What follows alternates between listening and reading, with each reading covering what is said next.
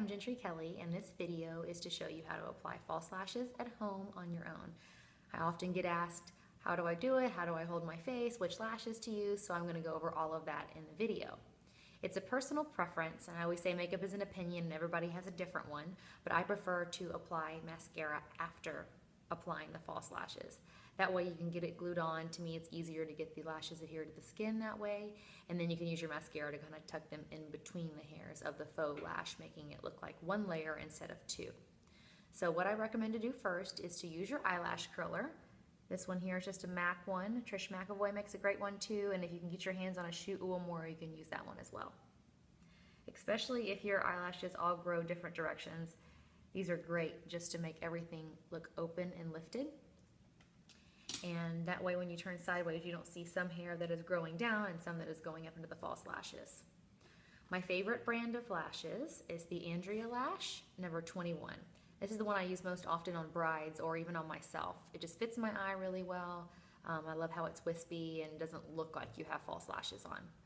If you want something with a little bit more drama, they have a new pair. It's called number 81, but they also have really good ones. I think size number 33 is really great too. Just take a look at their website and look at all the different ones they have to offer. I always recommend trimming the lashes to fit your eye.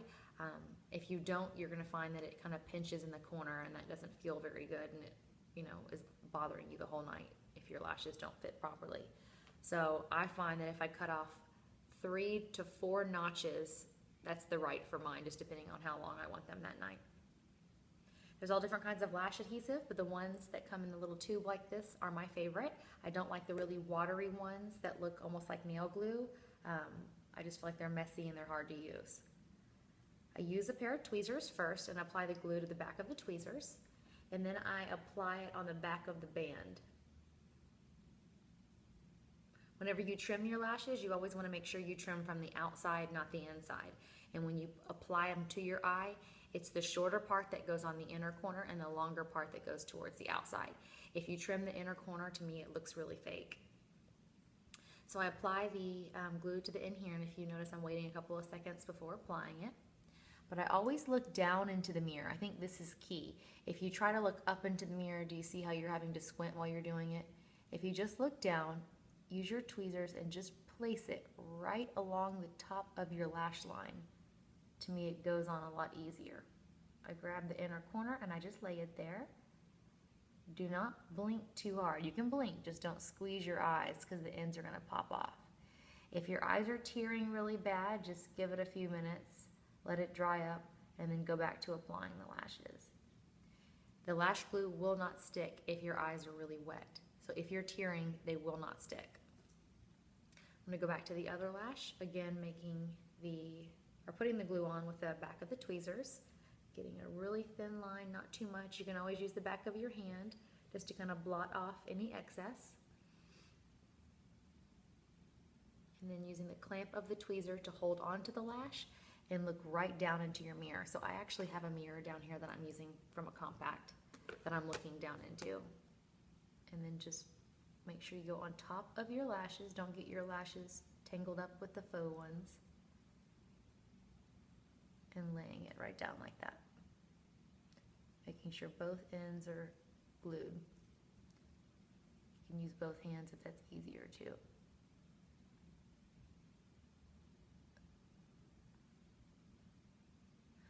I always find that it's easier to apply the eyeliner first, then apply the lashes. Give them a second to dry and then you can go back over.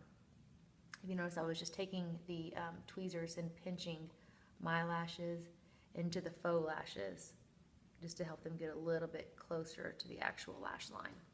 Now I'm going to go to my watercolor liner. This is the pitch black. I also have one called black sequin. What I feel like a lot of makeup artists don't do, and a lot of clients who are trying to do their own lashes, is they don't go back over with the liner. So I still have the liner on my skin. I've glued the lashes on and I still go back with one more layer. You could also use my felt tip eyeliner if that's a little bit easier for you. But if you don't own that product, you can just go right back over with what's left on the damp brush from the watercolor liner and conceal the band of the lashes where it grew out.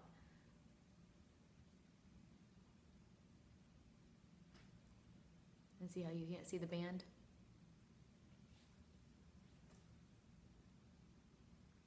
If you want the lashes to stand up, you can then curl them again with the eyelash curler. I don't like them to go too far up. I like them to be a little bit flirtier and go out towards the outside. So I just go straight to the mascara. So here is my bulletproof mascara.